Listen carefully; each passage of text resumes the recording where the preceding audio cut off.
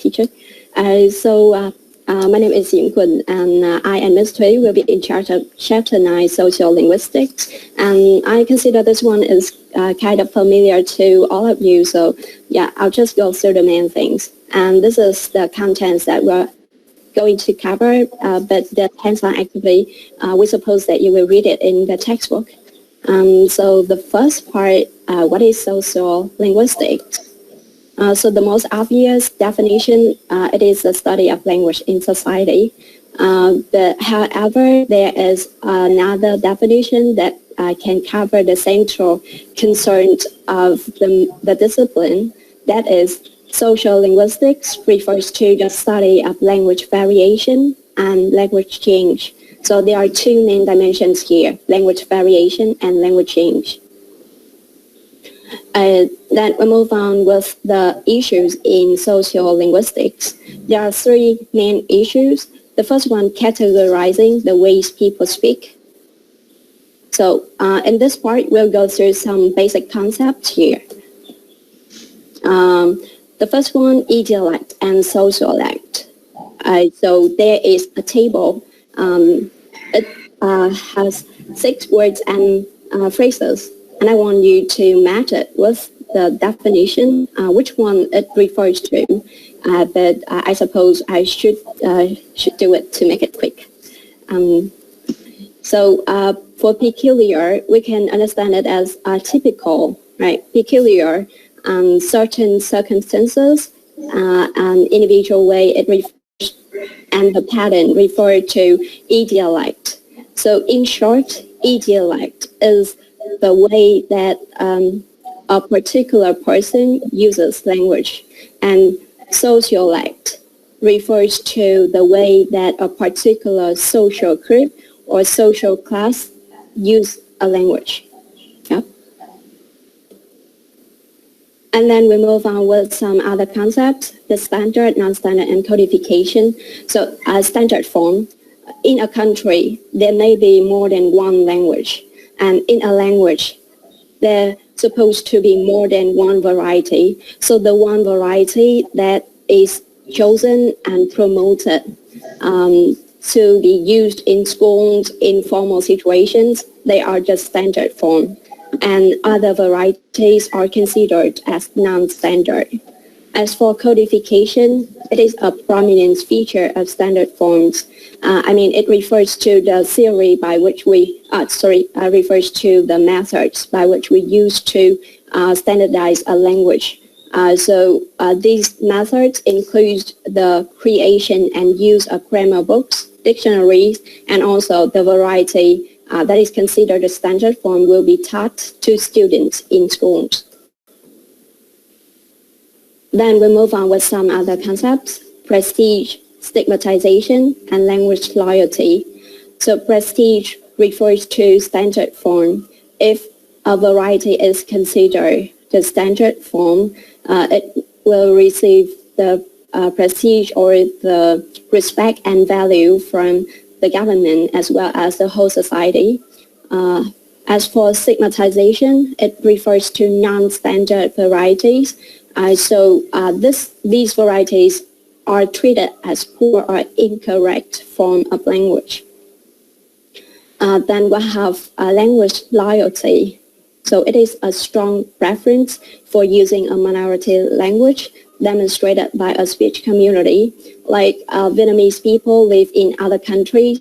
When they are at work, they have to use the official language or they have to speak English or other languages. But when they return home, they prefer to use Vietnamese to talk with their children and they try to teach Vietnamese to their children so that they can preserve their own language. So that is language loyalty.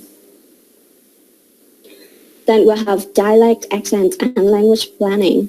So dialect refers to patterns of words and word order used by a group of speakers.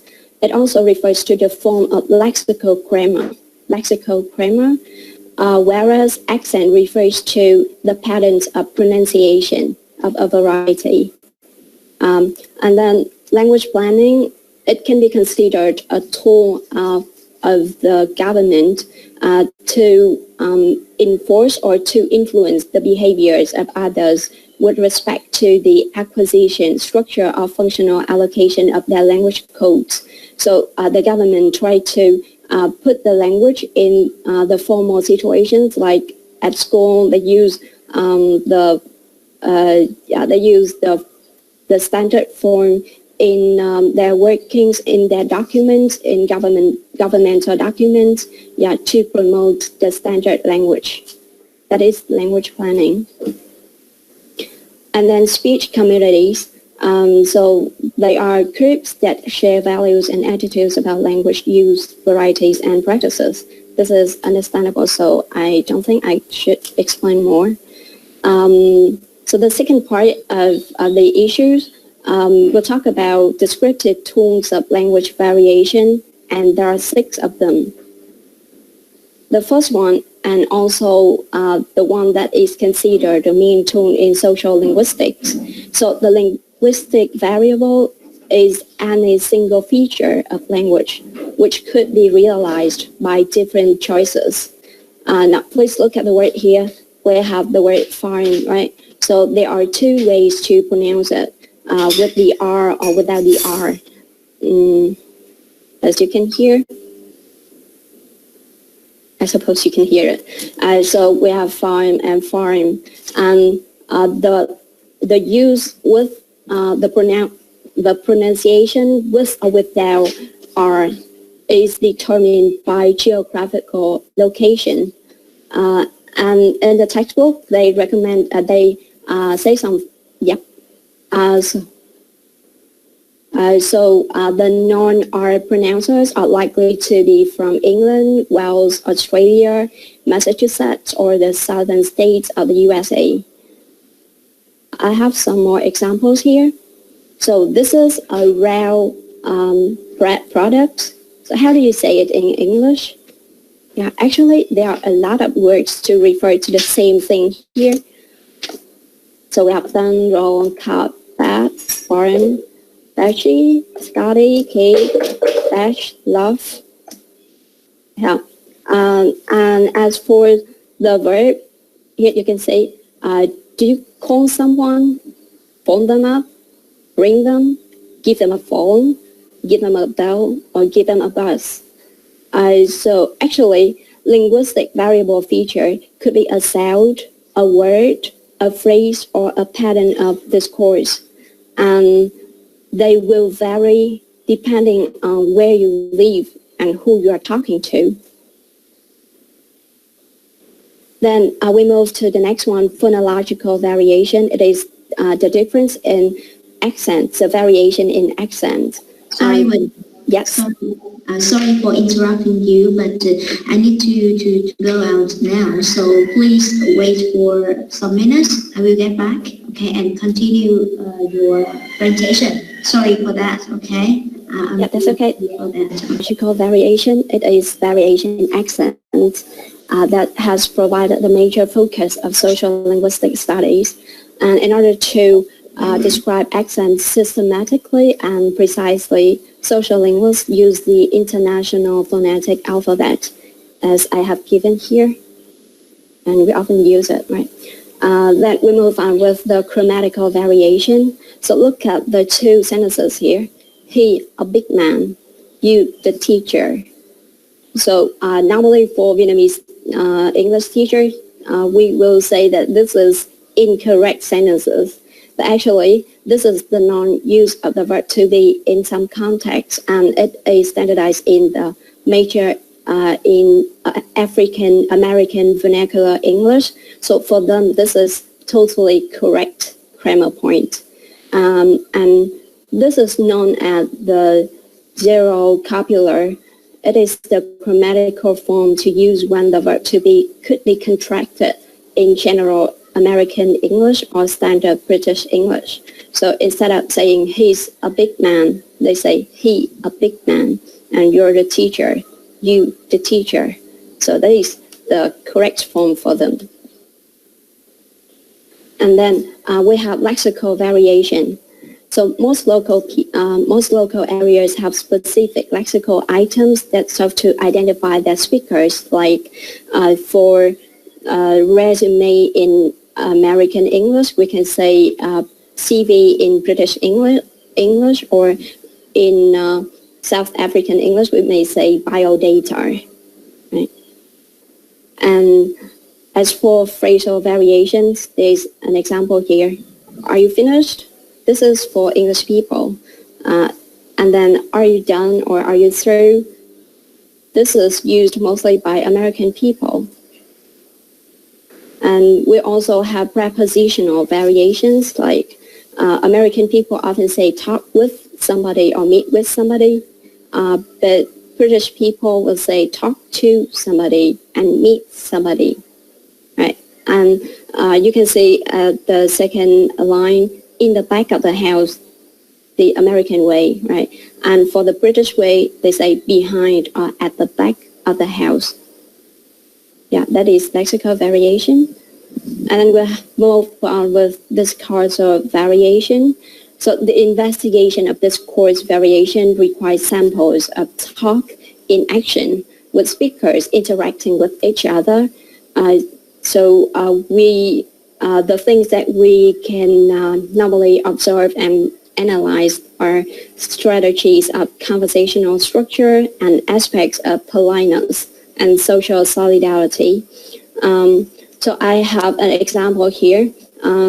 According to Macaulay in 2007, it said that the discourse features like you know and I mean are used more by women than men for the purpose of ensuring fluency, while adolescents do not use either of these expressions very frequently. Instead, they use like as a focus particle.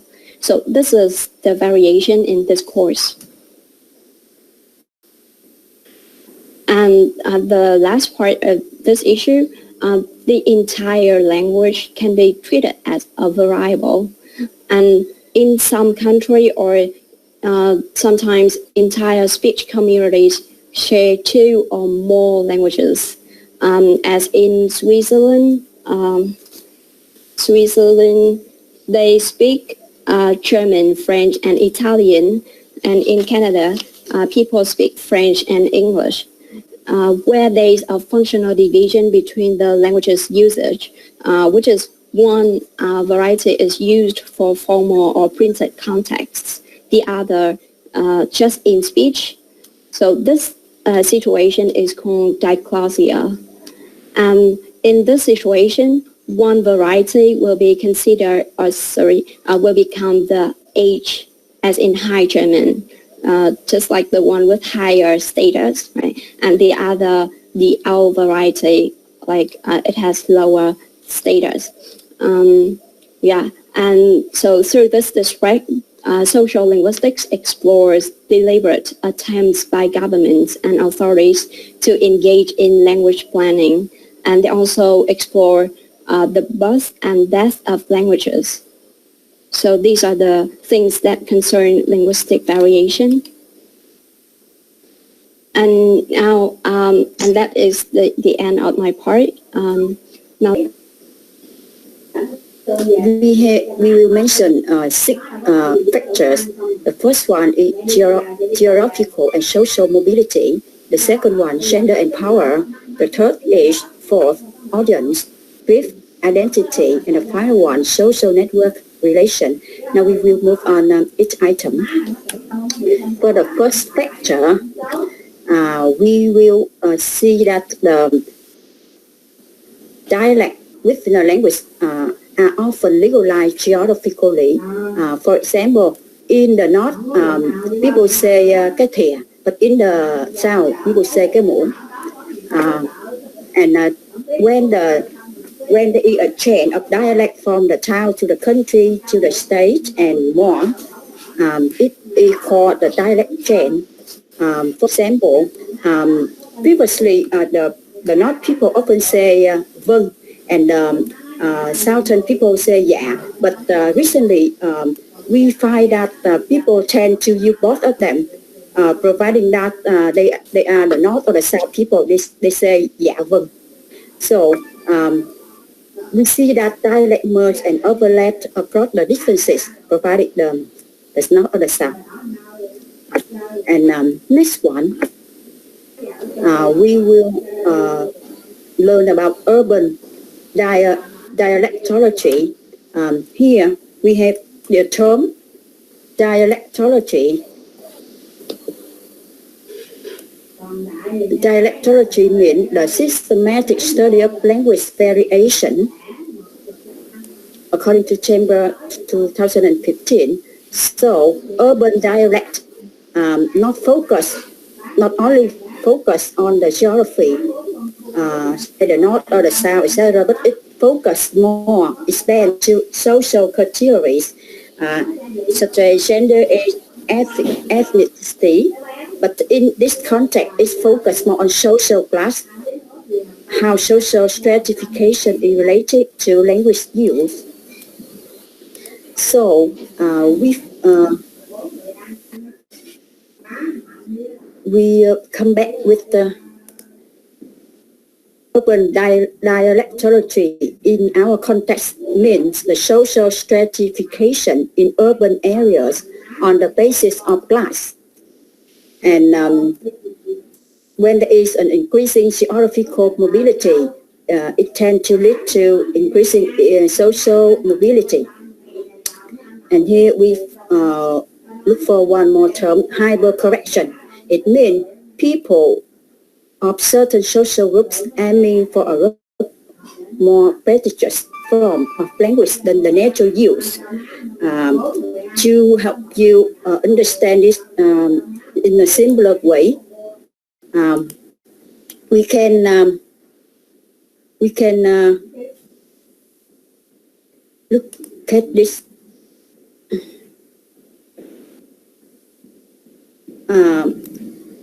for hypercorrection. Just simple way we can understand that speakers of less prestigious dialect try to imitate a more prestigious one by adapting their pronunciation.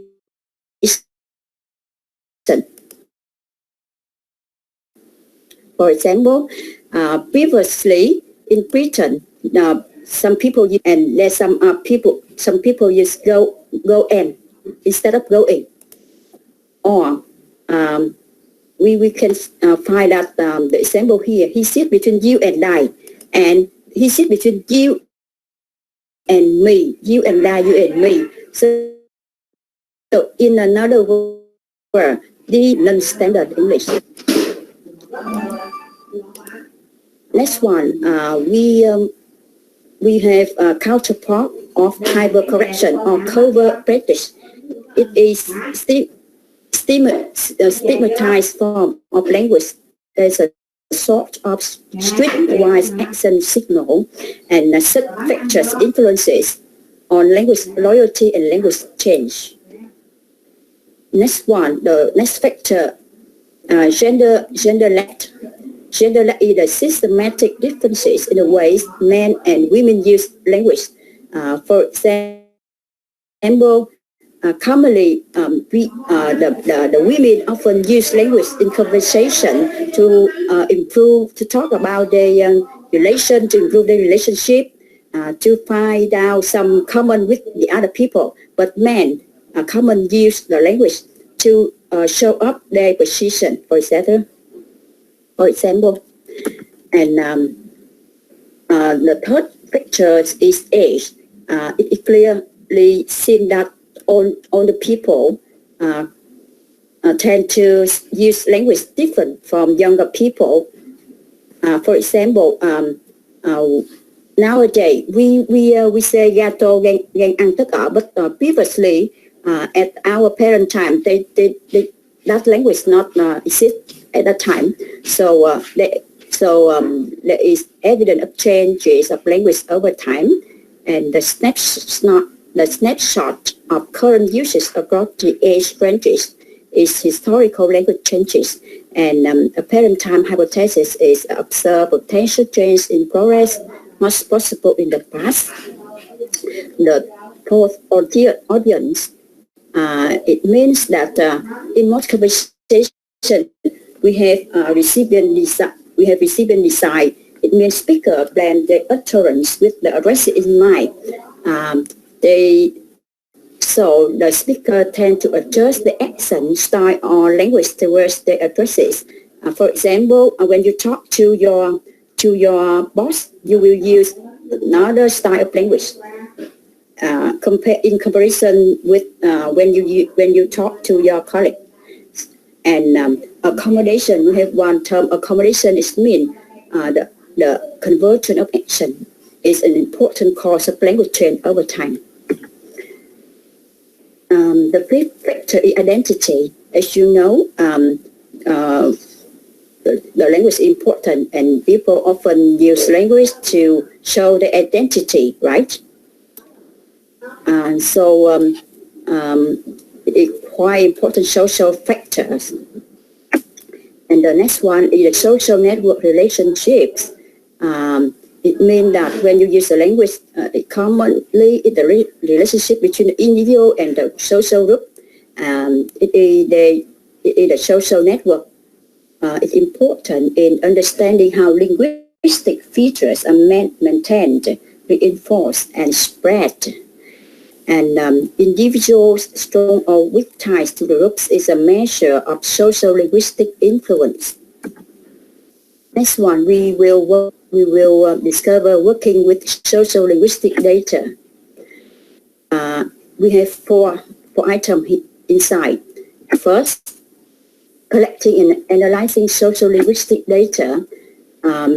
In collecting and analyzing data, it is important to pay attention to the sampling and representativeness. Here, if we use experimental, we will use interview, questionnaire in both spoken or written, or think out loud or think aloud protocol.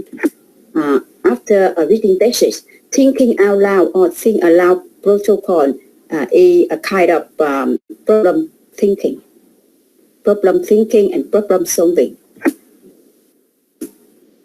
And role play and a story.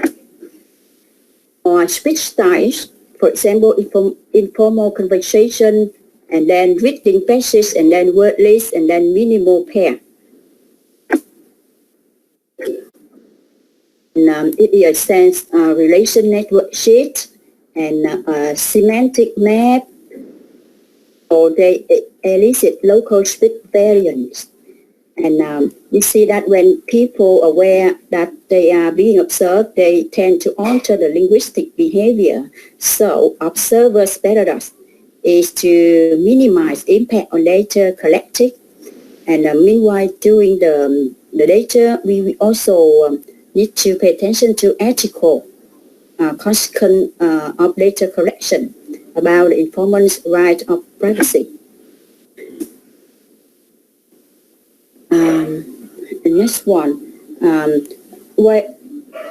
the second item in this process is interpreting social linguistic data.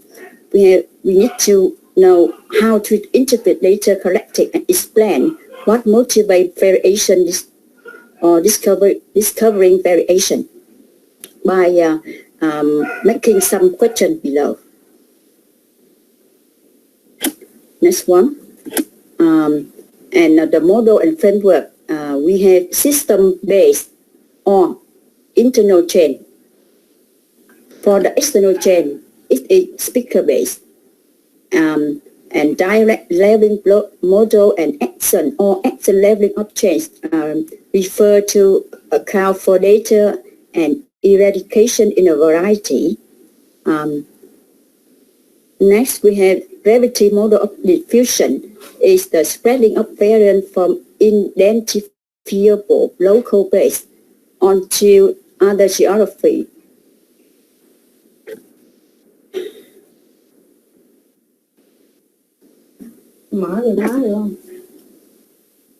So this is an example. For example, in sociolinguistics, often seen language variable all the time, and the variation is the potential for change.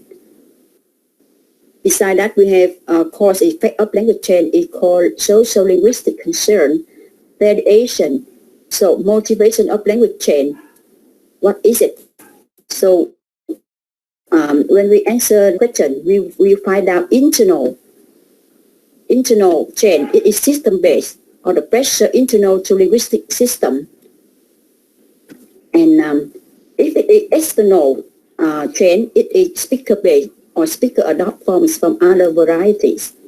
The test, because of the limit of the time, so the exercise study we will discover at home, and we will move quickly from this. Okay, you can skip this. Yeah. And for application of sociolinguistics, there are many advantages to apply sociolinguistics to other industry, other field. For example, if someone say the accent of the north, the south, or the central, the police may have some clue to find out the reason from the prisoner, for example. But here we focus more on education. So there are lots from other industry, but I just focus on our industry, education industry. It is for education. So when teacher aware of social linguistic context, they have better understanding for the student when they use bad grammar, etc. We can see that it is a non-standard dialect, a richness of language variety, so that we can give the student greater repertoire in the performance, including access to better standard forms and a greater confidence in their own language ability. Also, the teacher can encourage the diversity and to help students to understand more, and as well as to share, to respect the varieties of all students, not only in the country but in the world. Okay, yeah, that's the end of our presentation. And now we invite your question, please. Thank you. All right, I have a question for your group history. Is this quite regarding to the kind of definition? So could you tell me the difference between sociolinguistics and sociology of language? Are they the same or different? Yes, thank you for your question. So when I hear the word social linguistics, and then you say about sociology of language, right? So I think the focus has changed. So in social linguistics, we focus on the language, and for the sociology of language, we focus on the society. So to be exact, I mean, sociolinguistics would study would study language in relation to social factors, include differences, region, class, occupational, dialect, and gender, and bilingualism. Right. As for sociology of language, the study language and society examines the relationship between society and language, whereas social linguistics examines how social factors affect language. So it focuses on language variation and language change. Thank you. Yeah. Thank you. Okay, I have a question for your presentation, Ms. Nguyen and Ms. Thuy. Yeah. Yes. As you mentioned in your presentation, sociolinguistics is the language in the society, and one of the most considerations in that I focus on the phonetical aspect. So Yes. how does the teacher accent affect to the student attitude and learning language in classroom? Yeah, can you share a little bit about it? Thank you. Yeah, in my opinion, the teacher's accent is kind of important to the students, right? If they often hear the standard pronunciation, they are likely to pronounce more correctly. However, I think as we have presented in this chapter, variety, we should help students recognize that the diversity, the variety in pronunciation is acceptable as long as you can make yourself understood by other people. And when students are aware of the richness in pronunciation, when they use, for example, they say something like the pronunciation in a dialect, not standard language, but we clarify that, okay, that's okay, it belongs to the non-standard dialect. So it is systematic non-standard dialect. They are not totally incorrect, because there are some people all over the world speak the same way as them. So it will increase their confidence. And of course, we will encourage them to practice the standard form. And I believe that teachers should try to have the native-like accent. But if you cannot, that's totally okay. You can encourage students to go to other resources to practice pronunciation, and you can help students see that language is just a tool for you to use, and don't be afraid if you cannot speak perfectly like native ones. Right? Yeah, that's what I think. Okay, thank you for your opinion. Can I have two questions about the presentation, please? Okay. So Yes, my first question is that how can we know about a person's identity through their language? And the second one, how can language teachers utilize sociolinguistic insights in their classroom? Yeah, thank you. Ms. Thuy, do you want to answer this one? Yeah.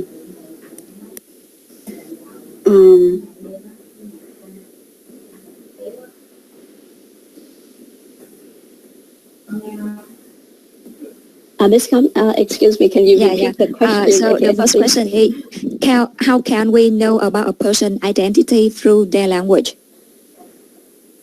Yeah, that's the first one. Yeah. And the second one, how can language teacher utilize the language the sociolinguistic insights in their classroom? That means the implication of sociolinguistic in language teaching. Yeah. Yeah. Okay. Okay. So I think when students use the language to make them identifiable, it means that they use the standard English or non-standard English to show that they know much more than other people,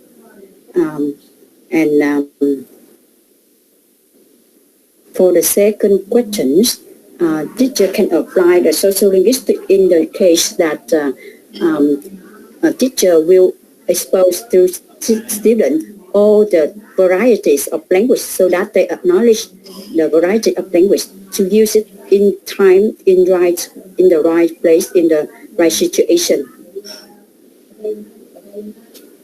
Yes, and I want to add more. So as for the implication of sociolinguistics, I think that teachers should help students get the awareness of language variation and language change. So they shouldn't stick to one source all the time, because when they are at school, maybe at high school or in secondary school, the language, that language is the common one, but when they step into the the working environment. It means that many years later on, they should be aware that language will change, and we may recommend some sources for them, some reliable resources for them to go there and see how people say things in English, something like that. So they need to update the way people speak. And as for how can we identify somebody through their language use, I believe that all of the English teachers can identify which one is from America and which one is from England or English region, right? It depends on the accent.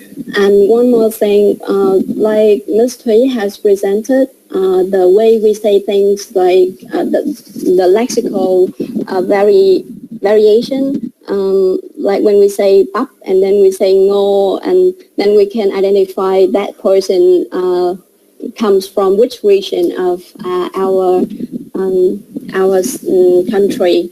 As for the younger ones, they have teen codes. They say something like xéo sắc, or some kind like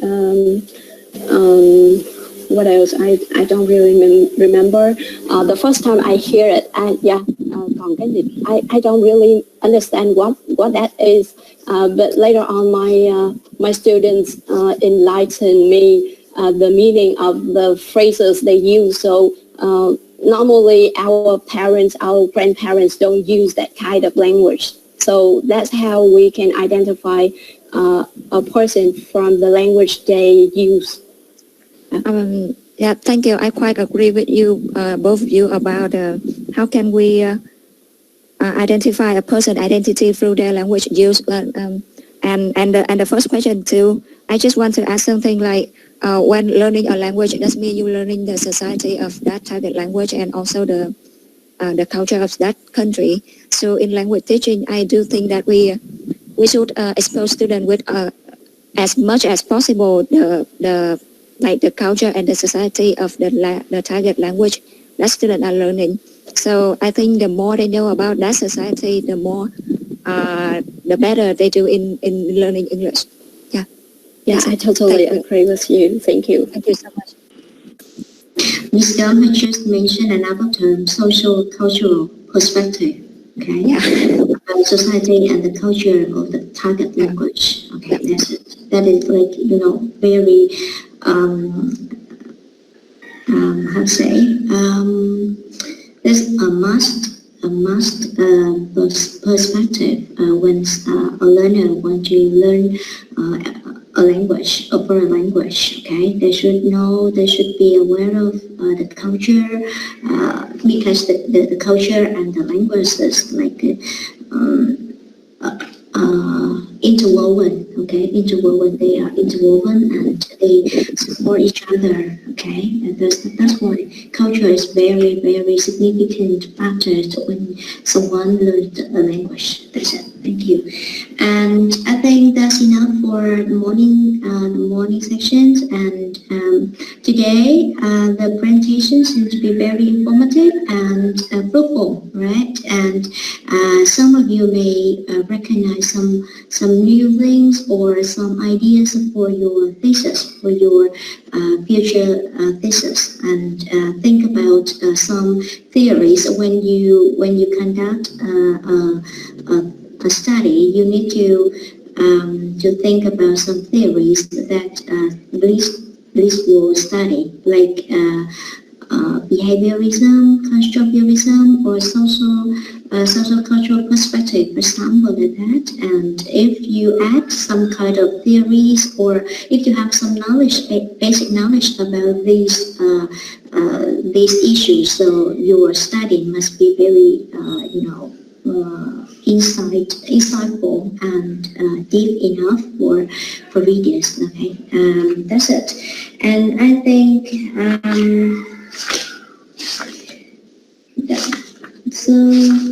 I think that's enough for today, and see you in the afternoon with the 3 presentations. Okay, and any questions so far about the reflections, about anything else, about the course requirements or anything else? Cô em có thắc mắc nè. In the many speaking test á, mình hay có cái reference để mình chấm. For example, lexical, grammatical, or pronunciation. Nhưng mà qua cái này thì mình apply thì mình có thể là mình skip mấy cái này không cô? Hay là mình bé là mình skip với cái mấy này làm sao? Ý bạn hỏi cái gì vậy? Tức là mấy cái trong mấy cái reference của mấy cái speaking test đó cô. Mình hay có là mấy cái đúng rồi, tiêu chí đúng không? Dạ đúng rồi. Tiêu chí để chấm, ví dụ bạn nói là cái kỹ năng nói ha, thì chúng ta sẽ chấm ví dụ như là về pronunciation đúng không? Vocab, grammar, fluency đúng không? Thì rồi sao nữa? Rồi ví dụ như từ cái khóa học này thì mình thấy là có phải là những cái đó là những cái tiêu chí mà mình cần phải nhắm đến đó là quan trọng nhất không cô? Không phải, cái khóa học này á là nó là những cái kiến thức mà chung nhất đối với ngôn ngữ học. Tức là nếu mà mình nói ngôn ngữ học về linguistics thuần túy á, thì nó chỉ có ví dụ như là những cái nhánh ví dụ như là pragmatic, syntactic, nói chung là nghiên cứu về ngôn ngữ ha. Còn cái này là nó ứng dụng trong ví dụ như là trong xã hội nè, trong xã hội mình cái phần mà hai chị này mới thuyết trình đây, sociolinguistics là cách nào mà ngôn ngữ áp dụng trong cái xã hội, hoặc là áp dụng trong cái văn hóa, cái mối quan hệ giữa văn hóa với ngôn ngữ, tức là nó đi xa hơn cái chỉ là dừng lại ở chỗ linguistics đó. Thì ví dụ như là những cái theories, những cái này nè, nó sẽ ảnh hưởng đến ví dụ tôi cho ví dụ một cái đề tài ha, làm sao để mình xác định cái learner identity khi của một nhóm học trò học cấp 3 chẳng hạn, khi mà họ học kỹ năng nói chẳng hạn như vậy đi ha, thì những cái yếu tố nó ảnh hưởng đến cái kỹ năng nói của bạn. Ví dụ như là bạn ở vùng miền nào, bạn ở thành phố hay là bạn ở nông thôn, đó là tôi đang nói về cái region đó, nó ảnh hưởng giống như nãy mà một chị đó nói đó.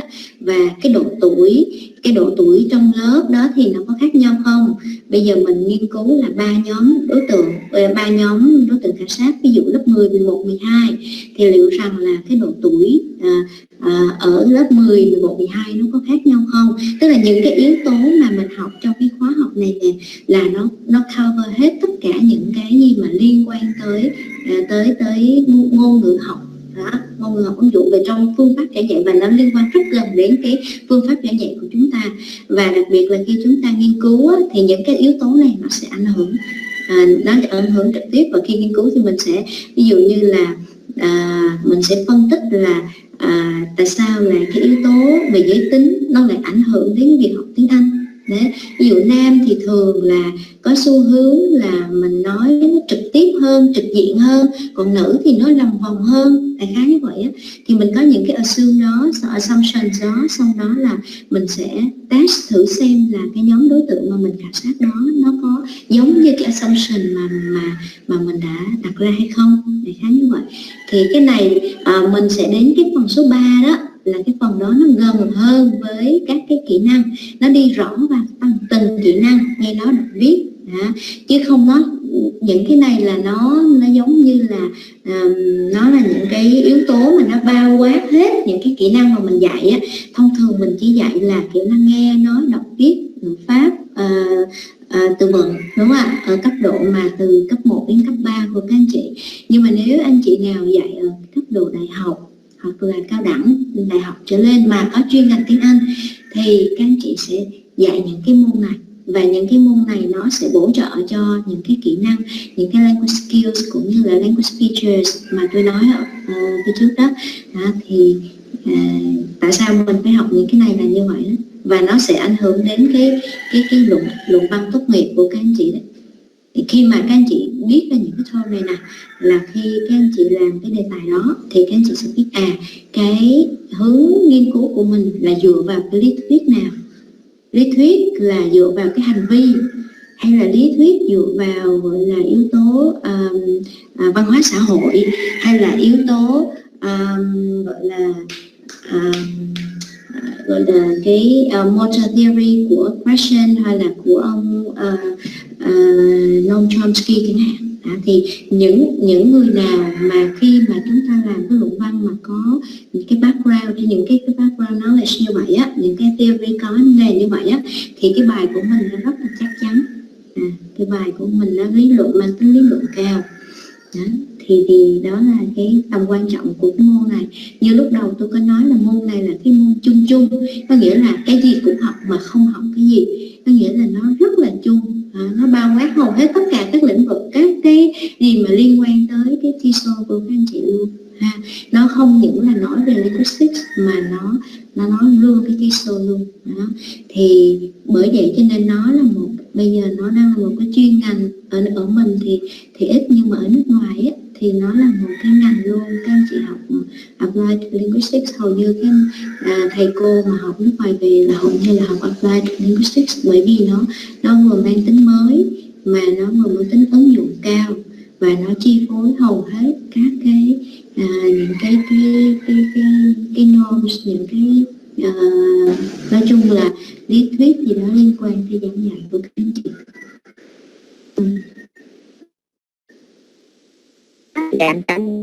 Nhưng mà nó không đi sâu vào cái gì. Nếu mà các anh chị muốn đi sâu thì các anh chị sẽ có những cái môn hỗ trợ đó.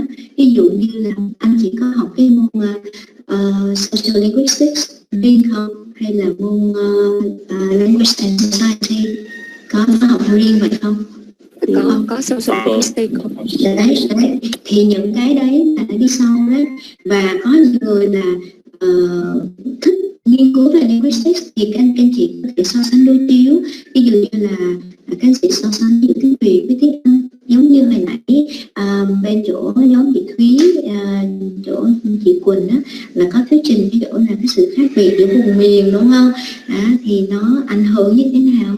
Nó ảnh hưởng, ví dụ như tôi theo cái kinh nghiệm của tôi khi tôi dạy á, thì tôi thấy là về những cái variation về phát âm nha, thì miền Bắc á, là các anh chị là hầu như là không có phát âm được những cái âm, ví dụ âm giờ là không có nói được, các anh chị cứ giờ không mà, cho nên khi mà nói yes là các anh chị không nói yes được, mà các anh chị nói yes, hoặc là chị use, các anh chị đọc là use, ví dụ vậy. Hoặc là miền Tây thì tôi thấy là các sinh viên á, tôi gặp không chuyên nha, thì các em hay đọc là cái chữ là active, chữ if phía sau ấy, các em đọc là active đó. Hoặc là miền Trung á, thì những cái âm, ví dụ như âm w, các bạn đọc khó thì bạn hay đọc ví dụ what, bạn đọc là what vậy đó. Hoặc nhưng mà nói chung là đó là cái vùng miền, cái sự khác biệt về vùng miền nó rất là thú vị ha. Nếu mà anh chị nào có cái xu hướng là đi về nghiên cứu về ngôn ngữ đó, thì cái ngôn ngữ so sánh đối chiếu cũng là một cái hướng mà các anh chị quan tâm. Thì những cái yếu tố nào, thì những cái gọi là sociolinguistics này nè, nó sẽ ảnh hưởng đến cái việc sử dụng ngôn ngữ đó. Cái đề tài nghiên cứu của mình, các anh chị đừng có nghĩ là nó chỉ gói gọn trong cái việc là giảng dạy của mình, mà mình phải từ những cái bài thuyết trình của bạn mình bắt đầu mình sẽ nghĩ đến một cái hướng đề tài của mình đó. Ví dụ như chiều nay là có một cái bài nói về strategies này. Cái bài đó hình như là nhóm của Vinh đúng không? Nhóm 9 thì phải đó. Dạ đúng rồi. Cô nhớ vậy đó. Thì cái đó nó rất gần với các anh chị nè. Còn một cái đề tài mà tôi cảm thấy nó cũng không có gần lắm nha, mà nếu mà anh chị nào dạy ESP á, thì nó sẽ hỗ trợ. Đó là cái đề tài về forensic linguistics á, thì nó hơi xa một tí, nhưng mà mình cũng có kiến thức, biết đâu là có người nào họ lại thích nghiên cứu về cái mảng đó thì sao, đúng không? Cho nên là mỗi người mỗi vẻ. Đấy, mình thấy điểm mạnh của mình là cái gì thì mình hãy nghiên cứu, và mình thích cái gì thì mình hãy nghiên cứu. Và khi nghiên cứu thì các anh chị phải có cái định hướng rõ ràng, chứ không phải là thích là mình làm là nó sẽ thành công đâu. Đôi khi thích nhưng mà nó gặp nhiều cái khó khăn, thì đó là giáo viên hướng dẫn sẽ giúp cho các anh chị để định hướng là mình với cái hướng đi như vậy thì mình nên đi như thế nào. Cái buổi cuối đó, tôi sẽ giới thiệu cho các anh chị những cái nghiên cứu mà tôi đã và đang thực hiện. Và nếu các anh chị nào mà có những cái định hướng mà muốn có cái cùng cái mối quan tâm thì tôi có thể hỗ trợ cho các anh chị trong việc là hướng dẫn cho các anh chị. Và tôi đi nhiều về phần strategies nè, learning autonomy nè, skills, language skills nè. Nói chung là về phương pháp giảng dạy là chủ yếu, chứ tôi không đi về phân tích ngôn ngữ. Cho nên là tôi sẽ show cho các anh chị để các anh chị có những cái định hướng nào, và từ những cái nghiên cứu tôi chiếu cho các anh chị xem đó thì các anh chị sẽ có cái trong đầu của mình là mình sẽ có định hướng như thế nào để cái đề tài của mình á cho nó gọi là feasible, cho nó thực hiện được tại cái địa bàn của mình, tại cái bối cảnh của mình. Thì có người đi dạy thì các anh chị nên đi theo định hướng là giảng dạy. Ví dụ như tôi thấy có một vài anh chị là hay nhắc về TBLT, đúng không ạ? BBL thì những cái đó là các anh chị đã được học với Thầy Bình, đúng không? Thì là đó là cũng là một cái xu hướng mà tôi cũng quan tâm tới cái đó. Tại vì tôi đã từng đi train cho các thầy cô cấp 2, cấp 3 ở các tỉnh, thì cũng về cái thay đổi phương pháp này nè, dùng TBLT với lại BBL để mà tích hợp vào cái việc dạy ngôn ngữ của các anh chị đó. Thì tại vì trong hình như thay đổi sách mới, đúng không? Có một vài chỗ thì là thay đổi rồi, có vài chỗ thì vẫn luôn sách cũ, và trong sách mới thì nó có cái phần đấy, đúng không?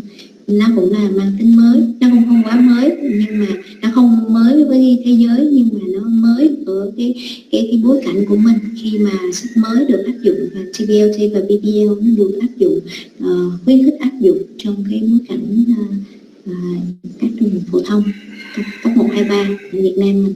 Okay. Cho nên các anh chị cứ từ từ rồi mình tiếp thụ dần rồi đến ngày cuối cùng thì mình sẽ bắt đầu mình hệ thống lại từ những cái bài. Đó là lý do tại sao tôi yêu cầu các anh chị làm cái reflection đó.